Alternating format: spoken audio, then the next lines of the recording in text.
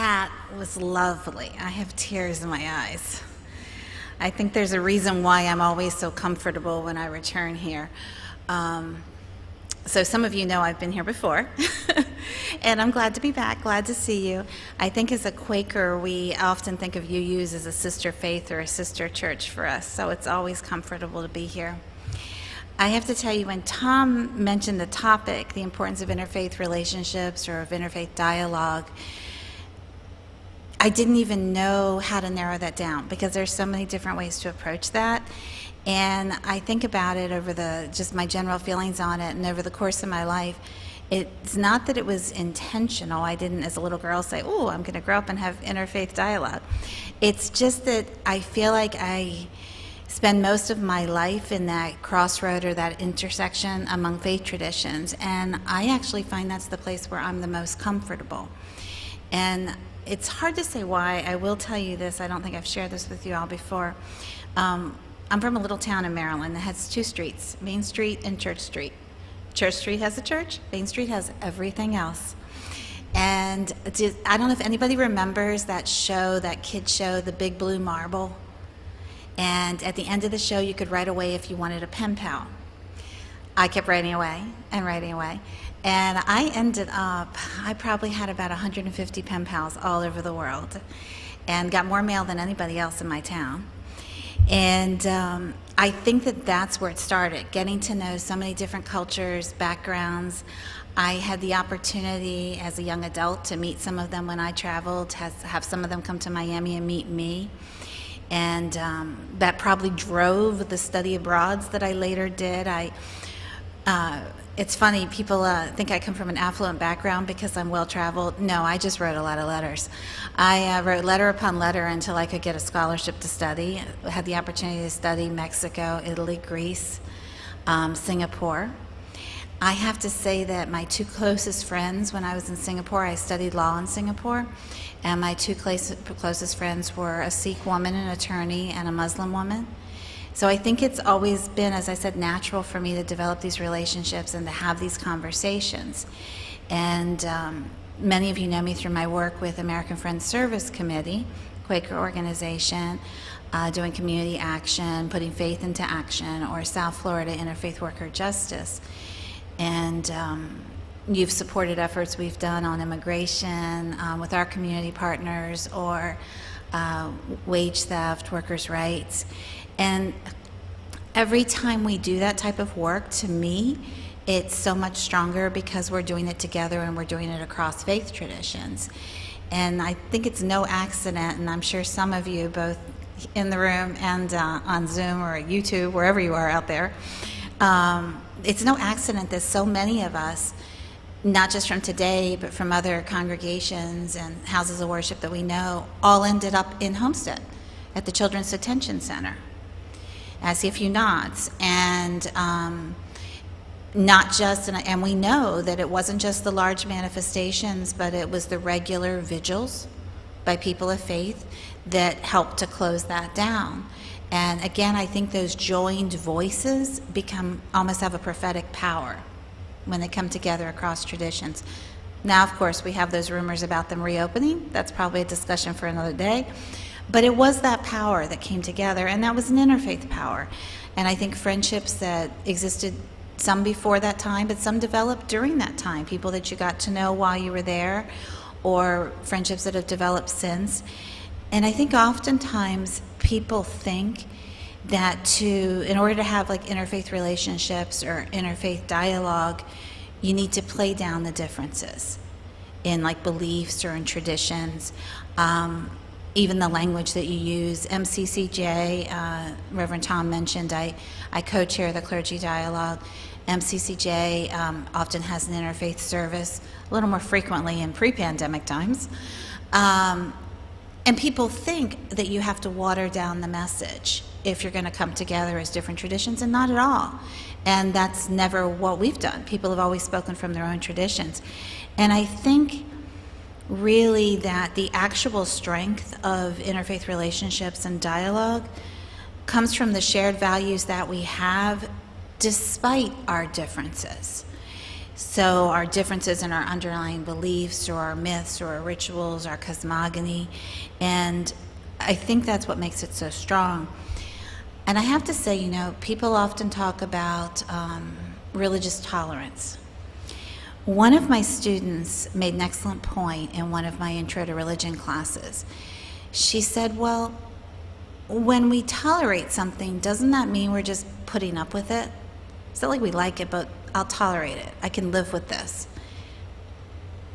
She's not wrong. And in that class, we started talking about, well, maybe it's not religious tolerance we were looking for through these conversations, but religious acceptance. And that was the phrase that we started to use in that class because that had just really clicked from her comment. And I think that's a whole different level. And that comes from developing interfaith relationships, from having conversations with people with a different background. As a little background, I'll tell you the classes I teach, the students are so rich, the conversations that come. I teach Intro to Religion at FIU, World Religions, Faith and Social Justice. Of course, I would teach a course like that. You knew that. And Religion and Fantasy, that's a fun one, and Religion and Science Fiction. You'd be surprised, and some of you who might be sci-fi buffs, how many things you can address when it comes to social issues if you do it in science fiction and put it like 500 years in the future. But the conversations that I have with the students, a lot of professors, other professors, they don't share their faith tradition because we're doing religious studies, not theology, we're not proselytizing, and they think it's not appropriate, or they wait until the last day of class and let the students guess. I tell them straight up, first or second class, that I'm Quaker. And the reason I do that is because I want them to be able to start to recognize their own biases and like where their own worldview is coming from as they listen to others and start to understand how others see things. And if I expect them to do that, it's not going to be able to happen unless I also share my own biases, what my worldview is, which is why I have them share, because my hope is that when they leave those classes, they understand that while paths are different, you can still have conversation across them and that each path is equally valid. That's what I want them to understand. One of the things that we also talk about, which I think is important to interfaith dialogue, is a certain level of religious literacy and understanding that religion is embedded within our culture and our society, within every aspect as we move through our days in the same way that gender, ethnicity, and other things are embedded. And that religious literacy doesn't mean understanding everything about every religion. That'd be fun, but it doesn't. That what it means is that we understand the integrated nature of religion and faith within our society, and that even though you yourself might share a different faith tradition or espouse a particular faith, or maybe you have no particular faith tradition with my students, you're still surrounded by religion. It's not just something we do on Sunday or on Saturday, depending on our tradition. That from something as simple as the fact that we get no mail on Sundays, or a landscape of church steeples in Boston or minarets in Istanbul, that it's all around us.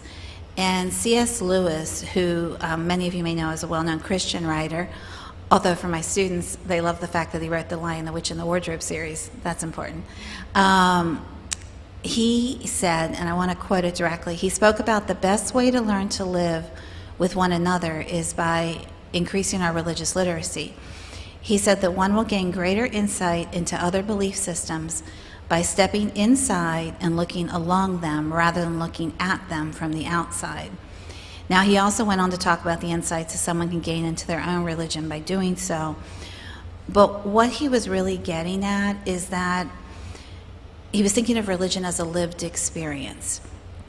And I think that's what interfaith relationships are. It's sharing that lived experience, that dialogue, whether you're working together to develop topics for clergy dialogues, which is what I do with my co-chair, Rabbi Fred Klein from the Greater Miami Jewish Federation, or working with Reverend Tom and other very diverse clergy on a project we have right now to help to improve our local community relationships with the police, or even addressing issues like climate change, something that's very important to us in South Florida, because we recognize that the laws and policies aren't enough.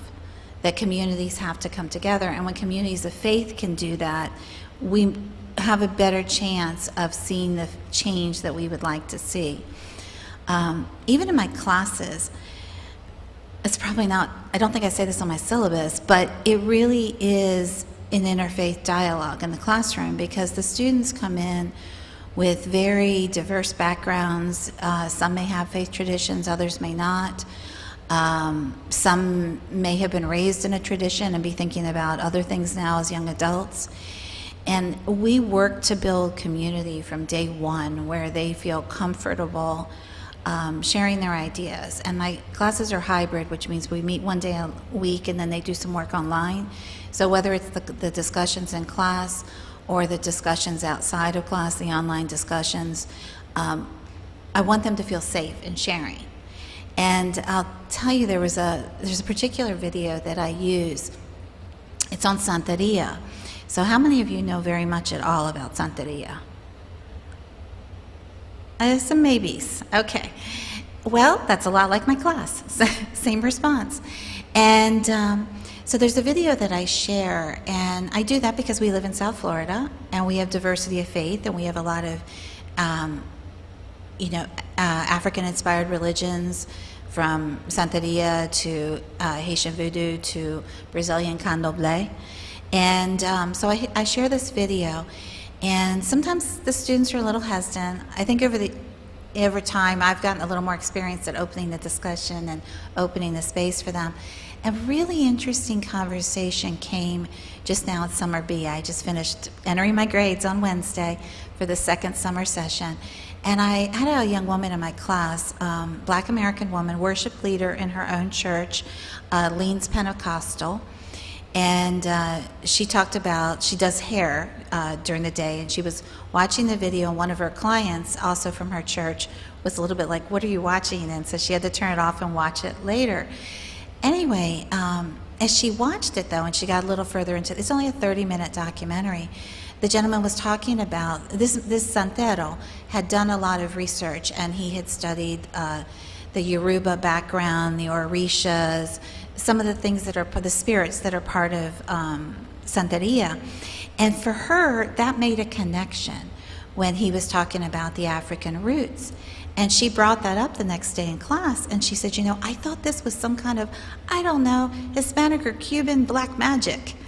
And she says, but now I looked at this, and I realized, okay, all right, this is from Africa, there's something more going on here. And it had really changed her view. Now, that's not going to be the faith she espouses, but it was something that she was now suddenly more comfortable with. And I always ask after they watch that video, how many of you had misconceptions beforehand? And almost every hand goes up. And I'm so glad that we create a space in that room where in the online discussions and things, you might have somebody say, I'm Santera, or members of my family are, a lot of Cubans in my class, Cuban students, Cuban background. And so the fact that we've created a space where they can talk about these things and understand one another, and not just with mainstream faiths, it may be other types of traditions as well. There's another video that I use with them that I think is important because now I know some of you are familiar with the New Sanctuary movement around immigration. You've been involved. I actually think you declared yourself a sanctuary church some time ago, a sanctuary congregation, I believe. The Quakers were the first ones in Miami with the New Sanctuary movement, but you were either second or third, but you did declare. And this video is from the original sanctuary movement, and it follows the story of a young woman from El Salvador, a mother who's sharing her story, and she's going to a church in the Midwest, an Episcopal church.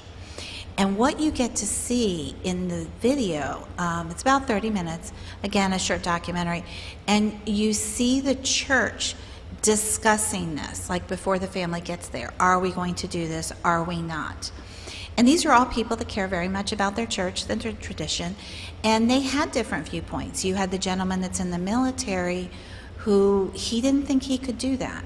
He felt that he had this pre-existing oath to the U.S. Constitution, and he felt that by having them stay there, he would be uncomfortable with that. That might be breaking the law. He didn't feel he could do that. Then you had another woman in the room who said when it comes down to her choosing between her cross and her flag, she will always choose her cross. So it's an interesting conversation for the students to see, not only in thinking about their own interpretations of their faith, but that if we were to talk about interfaith dialogue or how that stems from religious literacy, that not only what I mentioned earlier about the fact that the first thing about religious literacy is understanding that religion and faith is embedded in everything around us, but also an understanding that religions are historically and internally diverse. Like there's context. Thinking about the donations for today when Reverend Tom was speaking about Planned Parenthood. In the 1970s, for example, the Southern Baptist Conference determined that if a woman, if her life were in danger, that an abortion might be possible. Now, in the early 2000s, this shows you historical diversity doesn't have to be hundreds of years, it can be 30 years. They determined that that had not been, from their current opinion, biblically based, and they changed that decision. So not only are they historically diverse, but internally diverse. So when I mentioned that church in the Midwest, those were people sitting right next to each other in the pews that had different ideas about the interpretation of their faith. So I feel like that interfaith dialogue, while it could be people with different traditions, it could be the people sitting down the road from you today that you're actually, that's probably more true in a UU church than many, but that your interpretations of your faith could be different. So that those interfaith relationships could exist just within the same room. So I think underlying everything is, even with the song that we had, that if you're not able to have those dialogues and that conversation between traditions, I don't know that there would be hope for us to have conversations between countries and things like this. I think it lays the groundwork. But I do like the idea that even within the same congregation, we could have diverse ideas. And I think that in addition to feeling extremely comfortable in that space between traditions, I'm very fortunate that I get to spend a large part of my life in that space, and that I'm always given the opportunity to test my ideas from within my own tradition and to even widen my views through the experiences of others. Even just this morning when you were doing your, when I was talking about love and service being our prayer, that spoke to me. Now that spoke to me as a Quaker, but that spoke to me.